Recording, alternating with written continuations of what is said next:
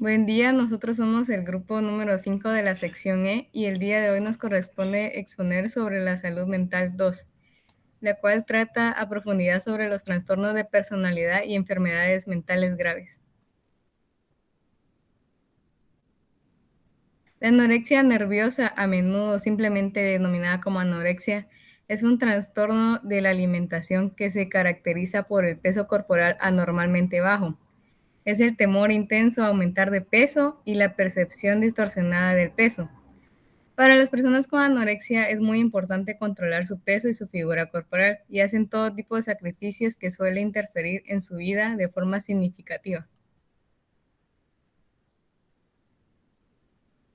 Los síntomas físicos que presenta pueden ser la pérdida de peso excesiva o no lograr el aumento de peso previsto para el desarrollo, un aspecto delgado, recuento de células sanguíneas anormal, la fatiga, el insomnio, mareos o desmayos, pigmentación azulada de los dedos de la mano, cabello quebradizo o pérdida de cabello, ausencia de menstruación, estreñimiento y dolor abdominal, piel seca o amarillenta, intolerancia al frío, ritmo cardíaco irregular, presión arterial baja, deshidratación, hinchazón de los brazos o piernas, erosión dental y callosidad en los nudillos por la provocación del vómito.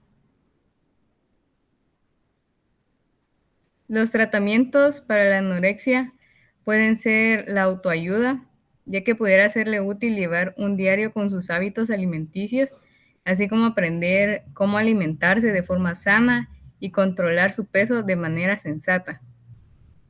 La psicoterapia, este tipo de terapia puede ayudarle a identificar los sentimientos y temores que dieron lugar para que dejara de comer, así como desarrollar una actitud más saludable hacia la comida y con respecto a su propio cuerpo. También le pudiera ser útil que en la terapia participen sus familiares para facilitar que los miembros de la familia entiendan bien cómo se trata ese trastorno y que se apoyen mutuamente. La atención médica, los centros de rehabilitación y los medicamentos. Por lo general no se usan medicamentos para tratar la anorexia, no obstante, estos pueden usarse para tratar síntomas secundarios tales como la ansiedad y la depresión. La hospitalización. La mayoría de personas anoréxicas no requieren hospitalización, pero si ha bajado tanto de peso que su vida corre peligro, deberá ser ingresado en el hospital para restituir los líquidos y nutrientes perdidos por el cuerpo. El trastorno de estrés postraumático es una afección de salud mental que se desarrolla tras experimentar o presenciar algún evento traumático abrumador. Puede desarrollarse poco después de un evento estresante o meses después. Puede ocurrir a cualquier edad y aparecer luego de diferentes hechos. Algunos de los más frecuentes son agresión, accidentes automovilísticos, violencia doméstica, desastres naturales, terrorismo, guerra, entre otros. Algunos factores que pueden aumentar la probabilidad de padecer este trastorno, como tener el riesgo de trabajo, exposición a situaciones traumáticas, no tener un sistema de apoyo, tener familiares cercanos con problemas de salud mental y entre otros.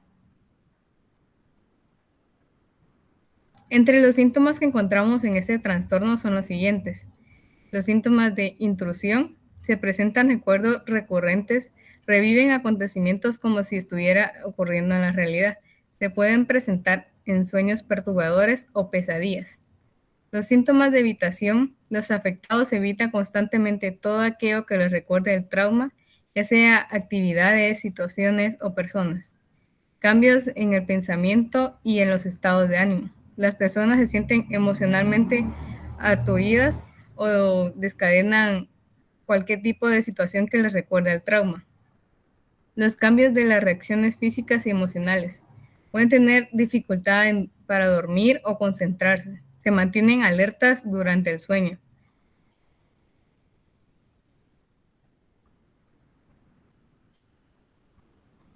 Los tratamientos que se pueden seguir pueden ser la terapia de exposición. Busca ayudar al paciente a enfrentar y controlar el miedo que resaltaron debido al trauma. Consiste en que la persona imagine que se encuentra en situaciones relacionadas con el trauma anterior. La terapia conductual conductiva Enseña a la persona a evaluar y modificar los pensamientos dolorosos que tiene desde que sufrió el trauma, ya que así puede cambiar la forma de pensar sobre sí mismo y el mundo, e incluso hacer sentir la culpabilidad por lo ocurrido. Los medicamentos como la sertralina y paroxetina se aprobaron por la FDA en el tratamiento del trastorno. Los antidepresivos son medicamentos que pueden ayudar con los síntomas de depresión y angustia, entre otros.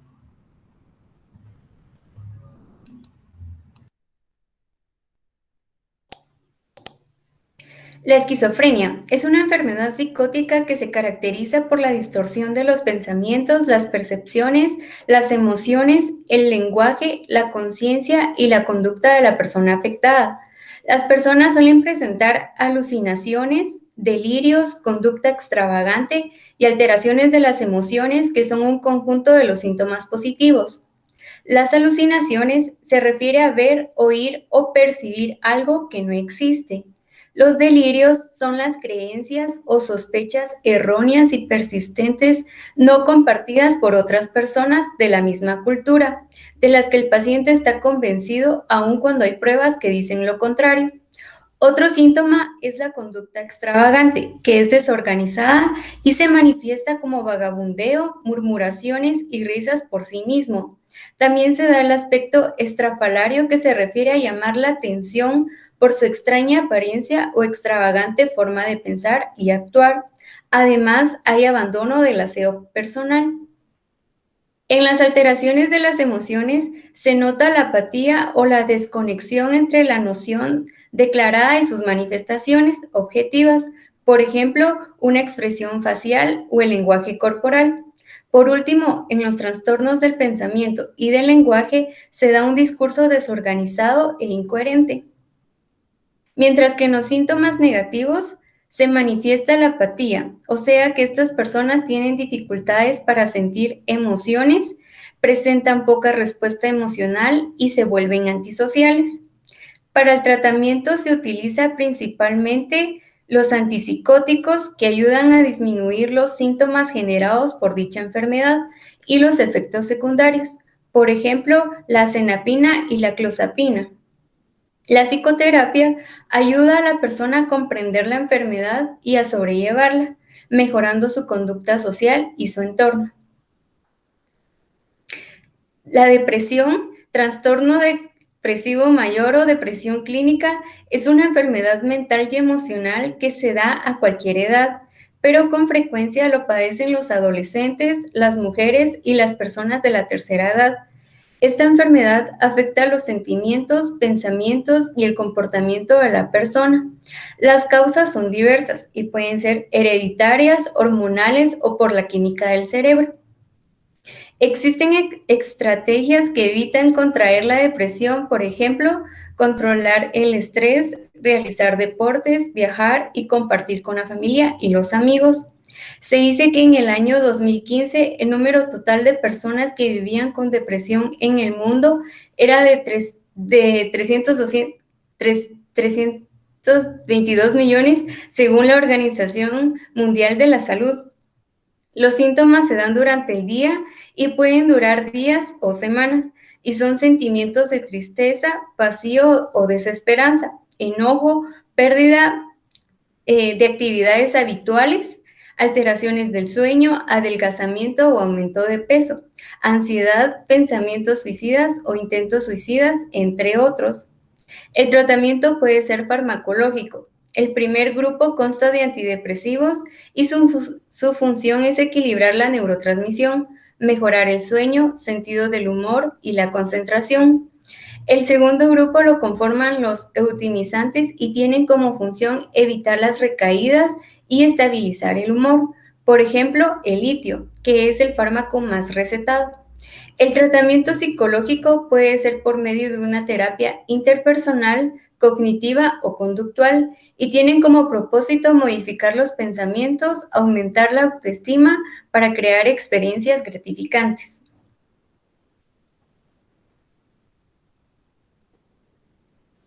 Alzheimer. La enfermedad de Alzheimer es un trastorno neurológico progresivo que lo que hace es que el cerebro se atrofie y que las neuronas cerebrales mueran. Esta alteración neurodegenerativa suele aparecer a partir de los 65 años, aunque también puede presentarse en gente más joven. Esta enfermedad es la causa más común de demencia, ya que es un deterioro continuo del pensamiento, comportamiento y habilidades sociales que afecta la capacidad de una persona para vivir de forma independiente. La prevención de esta enfermedad, pues, lastimosamente no puede ser, ya que es una enfermedad que se da como que por sí sola. Lo único que se puede hacer es modificar el número de factores de riesgo en nuestro estilo de vida, como son los cambios de alimentación, ejercicio y hábitos, que pues básicamente esto es lo que reduce es el riesgo de una enfermedad cardiovascular, que a la vez reduce el riesgo de desarrollar una enfermedad que cause demencia. Estos hábitos pueden ser hacer ejercicio de forma regular, llevar una alimentación de productos frescos, aceites saludables, alimentos bajos en grasas saturadas, como es la dieta mediterránea. También están las pautas del tratamiento para controlar la presión arterial alta y la diabetes y también el colesterol alto.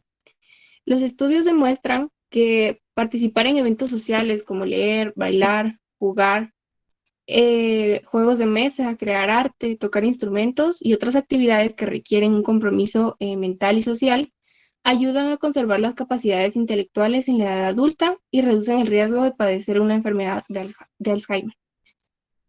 Los síntomas de esta enfermedad, pues los signos tempranos son el olvido de eventos o conversaciones recientes.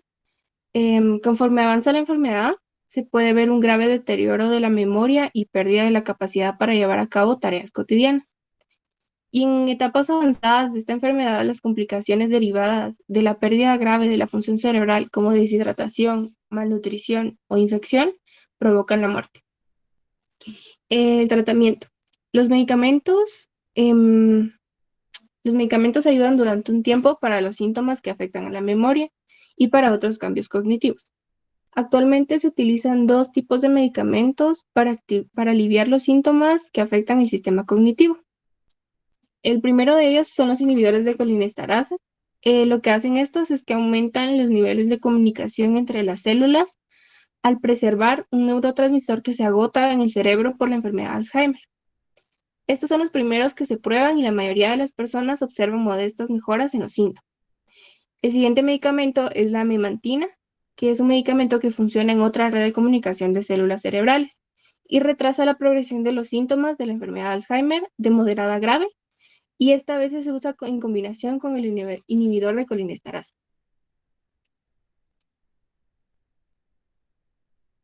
Trastorno de personalidad múltiple o de identidad disociativa. Es un trastorno que se caracteriza por la existencia de dos o más identidades diferentes entre sí, que controlan el comportamiento de la persona de manera alternante. El individuo puede comportarse y expresarse como si fueran personas diferentes según qué estado mental tenga el control. El trastorno de identidad disociativo o TID suele iniciarse en la infancia. La mayoría de las veces se presentan en niños sometidos a maltrato emocional, abuso sexual o maltrato físico durante un largo tiempo, o bien, con menor frecuencia, en un entorno doméstico aterrador o muy impredecible. El estrés de una guerra o una catástrofe natural pueden generar trastornos disociativos. Suceden una serie de acontecimientos tan desestabilizadores y repetidos que el niño se siente sobrepasado a nivel emocional. No puede huir de la situación ni luchar contra ella, por lo que la única manera que tiene de reaccionar es dividirse a nivel interno, distanciarse de sí mismo como si no estuviera viviendo lo que está viviendo. Esto se le llama disociación. La identidad personal aún está en formación durante la infancia. Por eso un niño tiene la capacidad mayor que un adulto de despegarse de sí mismo y observar el trauma como si no le estuviera pasando a él. Un niño que aprende a disociar para superar una experiencia traumática puede usar ese mecanismo de superación como respuesta a situaciones estresantes en su vida. Es muy importante señalar que entre el 80 y el 99% de las situaciones, en las situaciones con personas de TID, puntúan para un diagnóstico secundario de estrés postraumático y el 85 al 90% han sufrido abuso sexual. Cabe destacar que existen dos tipos de disociación. Está la no patológica, que se da en todas las personas con o sin TID, que pues son cambios normales en el estado de la conciencia. como quedarse absorto en actividades cotidianas o soñar despierto. Ahora viene la disociación patológica, que tiene que ver con la desconexión de aspectos fundamentales del yo, como la conciencia, identidad, sensaciones, movimientos corporales o la percepción del entorno. Los síntomas del trastorno de identidad disociativa, primero que nada está la confusión y alteración de la identidad. Después está la amnesia, que es cuando la persona es incapaz de recordar información importante de algunas de las identidades coexistentes. También está la desrealización, que es la sensación de sentirse desconectado del entorno. Ellos sienten como que esto no está pasando. También está la despersonalización, que es una desconexión del propio cuerpo, mente, sentimiento y emociones y sensaciones, perdón. La incapacidad para afrontar bien el estrés emocional o profesional. También tenemos otras patologías que frecuentemente van asociadas con este trastorno, que sería la depresión, ansiedad, baja autoestima, dificultades sociales, conductas autodestructivas, trastornos de personalidad, abuso de alcohol, drogas y trastornos alimenticios. Para el tratamiento es muy importante entender que la fragmentación de la personalidad genera un gasto de energía mental muy importante, ya que la persona lucha constantemente por intentar mantener el orden entre las diferentes partes, lo que genera un alto grado de tensión. Esto hace que quede muy poca energía mental para todo lo demás, para actividades comunes, etc. Es necesario potenciar la integración de la personalidad o de las personalidades, haciendo que las partes se solapen entre sí, reconciliándose o fusionándose. De este modo, la energía se dejará de gastar a nivel interno y podrá ser volcada a un nivel externo, haciendo que la persona pueda afrontar adaptativamente su vida presente y funcionando de una forma unificada. El tratamiento puede variar de función del tipo del trastorno, pero por lo general incluye psicoterapia y medicamentos. El tratamiento para esta enfermedad aborda aspectos de estabilización, que lo que intenta ahí es fortalecer y afianzar a la persona. Después se trabaja como que la unión de las diferentes partes, también se trabaja el trauma y la integración de la personalidad y recuperación de las funciones interpersonales. Ahora bien, en la psicoterapia lo que se hace es que se consiste en hablar sobre el trastorno y los problemas relacionados con un profesional de la salud. Esto le ayuda al paciente a entender las causas del trastorno y a desarrollar nuevas formas de afrontar las situaciones de estrés.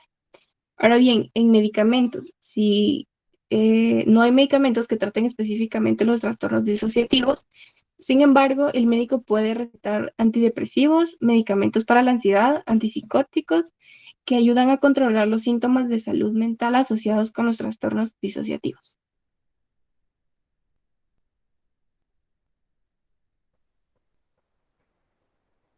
La bulimia nerviosa es un trastorno alimentario grave y potencialmente fatal. Este trastorno es de origen neurótico y se caracteriza por periodos en que la persona come compulsivamente, seguidos por periodos de culpabilidad y malestar con provocación del vómito. Se observa que generalmente se da en las mujeres jóvenes. Ellas, para deshacerse de las calorías del cuerpo, utilizan distintos métodos. Por ejemplo, pueden inducirse el vómito con regularidad o usar laxantes de manera inapropiada. Pueden utilizar suplementos para bajar de peso, diuréticos o enemas después de comer. O pueden usar otras maneras de deshacerse de las calorías y evitar aumentar de peso, como ayudar a adoptar una estricta dieta o hacer ejercicio de forma excesiva. Dentro de los síntomas de la bulimia se puede incluir que los pacientes se preocupan demasiado por la forma de su cuerpo y por su peso, viven con miedo a aumentar de peso, repiten episodios de comer cantidades excesivas de una sola vez, pueden sentir una pérdida de control durante la comida, como si no pudieran dejar de comer o no pudieran dejar lo que comen. Pueden forzar el vómito o hacer demasiado ejercicio para no aumentar de peso poco después de haber comido. Pueden utilizar laxantes, antidiuréticos, enemas después de comer cuando no son necesarios. Ayunar, restringir las calorías o evitar ciertos alimentos entre comidas. Usar suplementos dietéticos o productos a base de hierbas en exceso para bajar de peso. La gravedad de la bulimia se determina por el número de veces a la semana que las personas se provocan el vómito, por lo general, al menos una vez a la semana durante por lo menos 3 meses. También la bulimia puede provocar algunos síntomas físicos, entre estos deshidratación, que puede llevar a problemas médicos importantes, como la insuficiencia renal, problemas del corazón, como latidos irregulares o insuficiencia cardíaca, caries dental severa y enfermedades de las encías, periodos menstruales ausentes o irregulares en las mujeres y problemas digestivos. Dentro de los síntomas mentales y sociales, encontramos que las pacientes pueden tener autoestima negativa y problemas con relaciones y el funcionamiento social, ansiedad, depresión y trastornos de personalidad o trastorno bipolar, abuso de alcohol o drogas, autolesión o pensamientos suicidas o incluso hasta el suicidio. Dentro del tratamiento de la bulimia se pueden necesitar diferentes tratamientos, aunque la combinación de la psicoterapia con antidepresivos puede ser el tratamiento más eficaz para este trastorno. La psicoterapia implica hablar con el paciente sobre su bulimia y problemas relacionados con un profesional de salud mental. Dentro de la psicoterapia podemos tener la terapia cognitivo-conductual. Esta puede ayudar a normalizar los patrones de alimentación e identificar las creencias y conductas negativas y poco saludables y reemplazarlas por otras que sean positivas y saludables. El tratamiento basado en la familia puede ayudar a los padres a intervenir para detener las conductas alimentarias poco saludables de sus hijos, para ayudar al adolescente a retomar el control de su alimentación y para ayudar a la familia a afrontar los problemas que la bulimia puede ocasionar sobre el desarrollo del adolescente y la familia. También tenemos la psicoterapia interpersonal, que aborda las dificultades en sus vínculos estrechos, lo que ayuda a mejorar sus habilidades para comunicarse y resolver problemas. Dentro del tratamiento podemos incluir algunos medicamentos. Entre estos, los antidepresivos pueden ayudar a aliviar los síntomas de la bulimia cuando se usa junto con la psicoterapia. La educación nutricional es muy importante, ya que un nutricionista puede diseñar un plan de alimentación para ayudar al paciente a lograr hábitos alimentarios saludables, para prevenir el hambre y antojos y proporcionar una buena nutrición. Es importante comer con regularidad y no restringir la ingesta de alimentos. Esto es muy importante para poder superar la bulimia. En casos graves se requiere de hospitalización cuando los síntomas son complicados y ya llevan a una complicación de síntomas físicos. El trastorno bipolar es un trastorno de la personalidad que antes era llamado depresión maníaca. Es una enfermedad mental que causa cambios extremos en el estado de ánimo que comprenden altos emocionales, entre estos manía o hipomanía, y bajos emocionales como la depresión. Los episodios de cambios de estados de ánimo pueden ocurrir en raras ocasiones o incluso muchas veces por año. Las causas se desconocen, pero es posible que tenga que ver con una combinación de factores genéticos y ambientales y la alteración de las sustancias químicas y las estructuras del cerebro. También se cree que puede darse por diferencias biológicas. Las personas con trastorno bipolar tienen cambios físicos en el cerebro. La importancia de estos cambios aún es incierta. También se cree que puede ser por genética, ya que es más frecuente en personas que tienen un familiar de grado 1, como hermanos o padres, con esta enfermedad. Los síntomas incluyen, dentro de los síntomas del episodio de manía o hipomanía, pueden incluir episodios anormales de optimismo, nerviosismo o tensión, aumento de actividad, energía o agitación, sensación exagerada de bienestar y confianza en sí mismo, menor necesidad de dormir, frenesí de ideas, distracción, tomar malas decisiones como hacer compras compulsivas, tener prácticas sexuales riesgosas o hacer inversiones absurdas. En el episodio depresivo comprende 5 o más de los siguientes síntomas: estado anímico depresivo, como sentirse triste, vacío, desesperado o tener ganas de llorar, a veces sin razón alguna; marcada pérdida de interés o capacidad para sentir placer en todas o casi todas las actividades; adelgazamiento importante sin hacer dieta; aumento de peso o disminución o aumento de apetito; insomnio o ganas de dormir demasiado; agitación o comportamiento más lento; fatiga o pérdida de energía; sentimientos de inutilidad o culpa excesiva o inadecuada; disminución de la capacidad para pensar o para concentrarse; pensar en el suicidio, planificar o incluso intentarlo. El tratamiento ayuda a mantener un estado de ánimo estable o incluso es para aliviar los síntomas maníacos o depresivos. Podemos incluir la autoayuda, en donde se le pedirá al paciente que tome nota de sus estados de ánimo de todos los días.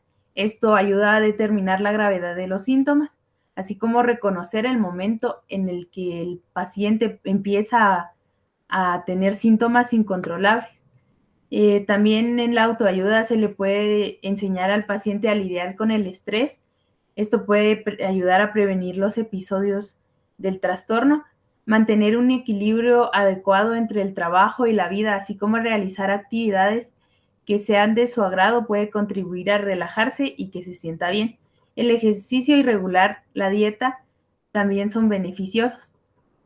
También se pueden recetar medicamentos como antipsicóticos. Si el paciente tiene un episodio maníaco, el médico podría recetar un medicamento antipsicótico. Por ejemplo, la olanzapina para tratar los síntomas a corto plazo o antes de que se administre un medicamento para estabilizar su estado de ánimo. Pueden recetar estabilizadores del estado de ánimo para prevenir los cambios anímicos abruptos. Entre estos medicamentos encontramos el litio o también el ácido valproico. Antidepresivos. El médico pudiera recetar algún antidepresivo por corto tiempo para tratar los episodios de depresión. Comúnmente suelen recetarse unos antidepresivos llamados inhibidores selectivos de la recaptación de serotonina. Tenemos también las terapias de conversación. La terapia conductivo-conductual es un tratamiento de conversación que ayuda a modificar la forma en que el paciente piensa, siente y se comporta. Esto puede ayudar a tratar los síntomas depresivos del trastorno afectivo bipolar. Hablar y reflexionar acerca del trastorno con un consejero o con un psicólogo puede evitar las recaídas. Y por último, si los síntomas psicóticos o maníacos de la persona son graves, es posible que deban internarla en un hospital para que reciba la atención necesaria con supervisión de un psiquiatra.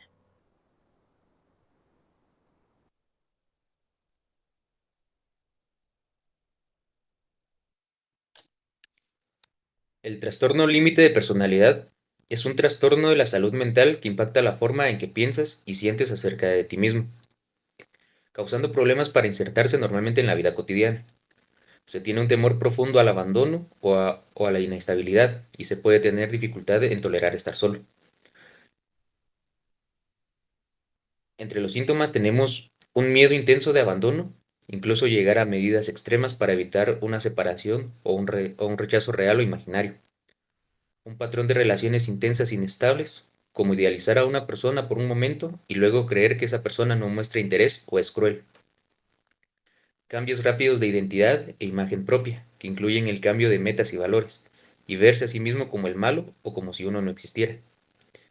Periodos de paranoia relacionada con el estrés y pérdida de contacto con la realidad, que puede durar hasta algunos minutos, hasta algunas horas.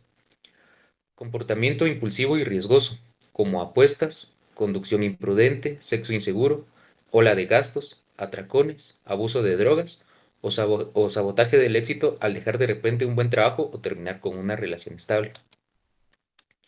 El trastorno obsesivo compulsivo es una de las 5 enfermedades psiquiátricas más frecuentes y está considerada por la OMS como una de las enfermedades más discapacitantes.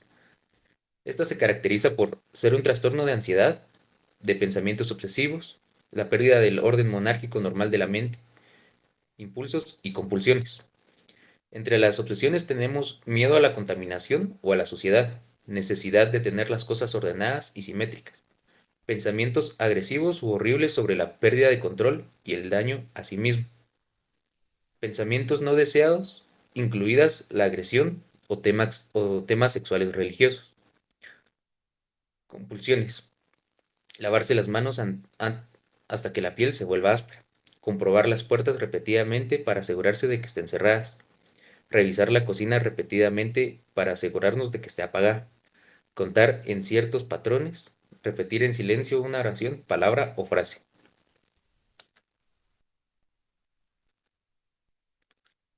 Entre los tratamientos tenemos la terapia cognitiva conductual, que es un tipo de psicoterapia que enseña diferentes formas de pensar, comportarse y relacionarse ante las obsesiones y compulsiones. Se considera el tratamiento más efectivo. Algunos medicamentos pueden ser una gran ayuda, entre ellos algunos antidepresivos. Sin embargo, si no funciona, se puede valorar tratar con otro tipo de medicamento, siempre y cuando esté recetado por el psiquiatra. También tenemos la psicoterapia adicional, que intenta mejorar la condición psicopatológica del paciente, ayudando al paciente a desarrollar el insight en relación a sus problemas. Con esto damos finalizada la presentación, sin antes mencionar que el grupo E5 les agradece por su atención. Gracias.